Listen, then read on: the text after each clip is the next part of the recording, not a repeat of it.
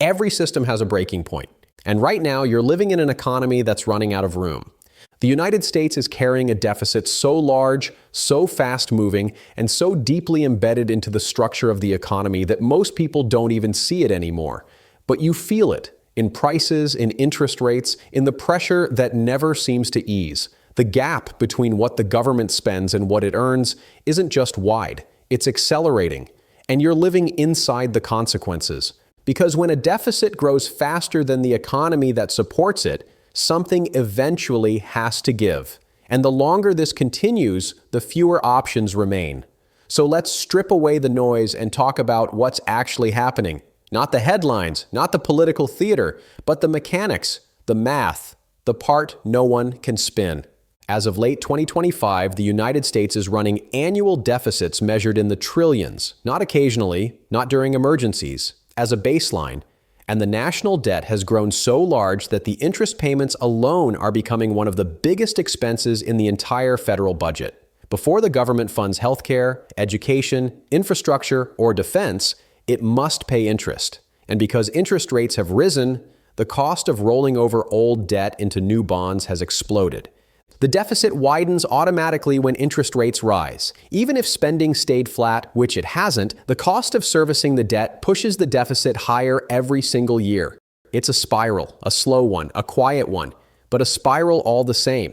And here's the uncomfortable truth. GDP isn't catching up. For the deficit to shrink naturally, the economy would need to grow faster than the debt. But the gap is widening, not narrowing. Productivity growth is sluggish. Demographics are slowing. And while AI has the potential to boost productivity, it's not happening fast enough. Not at the scale required to close a multi-trillion-dollar gap. AI might help. It might even transform certain industries.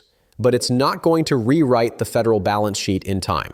So the question becomes, what happens next? Because when a government reaches this point, it doesn't have infinite choices. It has a handful of paths, each with consequences that ripple through every household, every business, and every dollar in circulation. One path is to let inflation run hotter than interest rates. When that happens, the real value of the debt shrinks. It's not announced, it's not admitted. It just happens quietly, year after year, as your purchasing power erodes. Inflation becomes a tax without legislation, a tax without debate, a tax that hits savers the hardest. If this is the path the government leans on, intentionally or not, you'll feel it in the cost of living long before you see it in the headlines. Prices rise, wages lag, savings lose value, and people who hold cash or fixed income assets watch their real wealth melt. Historically, this is when people turn to stores of value, assets that don't rely on the strength of a currency to hold purchasing power. Gold has played that role for thousands of years, not because it's magical, but because it's one of the few assets governments can't print. Another path is raising taxes, but raising taxes doesn't automatically fix a deficit. When taxes rise too quickly, economic activity slows. Businesses invest less. Consumers spend less. Growth weakens. And when growth weakens, tax revenue falls. It becomes a feedback loop, and because the deficit is already so large, the scale of tax increases required to close the gap would be politically explosive. So instead, governments often choose targeted increases, small adjustments that raise revenue but don't solve the underlying problem. For you, this path means one thing: your after-tax income shrinks while the deficit keeps growing. Then there's spending cuts. This is the most politically difficult option. Cutting spending means reducing services, benefits, or programs that millions of people rely on. And because interest payments can't be cut, the reductions have to come from everything else. But even aggressive spending cuts won't close a multi-trillion-dollar gap unless they're paired with higher taxes or faster growth. So if this path is chosen, you'll see a government that's tightening its belt, while the structural deficit remains. The fourth path is simply borrowing more. This is the path the United States has taken for decades. Issue more bonds, roll over old debt, push the problem forward.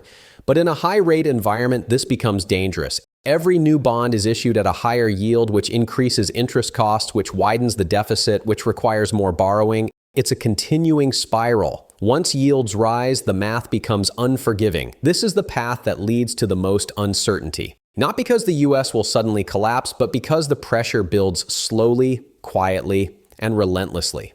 Another option is monetization. When the central bank steps in and buys government debt to keep yields down, it's not called money printing, it's called balance sheet expansion.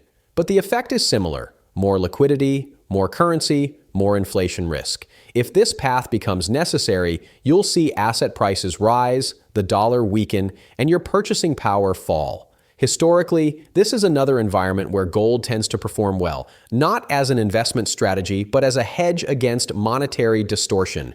And finally, there's default. This is the least likely scenario, not because the US is immune to risk, but because it has tools other countries don't.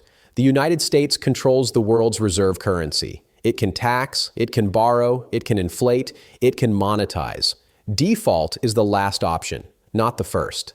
But even without default, the pressure on the system is real, and you're living in the middle of it.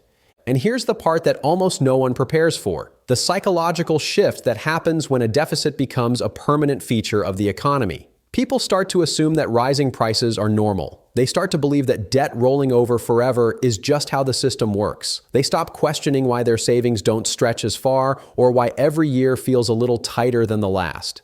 But this slow normalization is exactly how wealth erodes. Not in a dramatic collapse, but in a gradual transfer of purchasing power from households to the system itself. When deficits grow this quickly, the pressure doesn't hit all at once. It builds in the background, shaping the cost of living, shaping interest rates, shaping the value of the currency in your pocket. And by the time most people realize what's happening, the adjustment has already begun. That's why understanding this now, before the next shift, matters.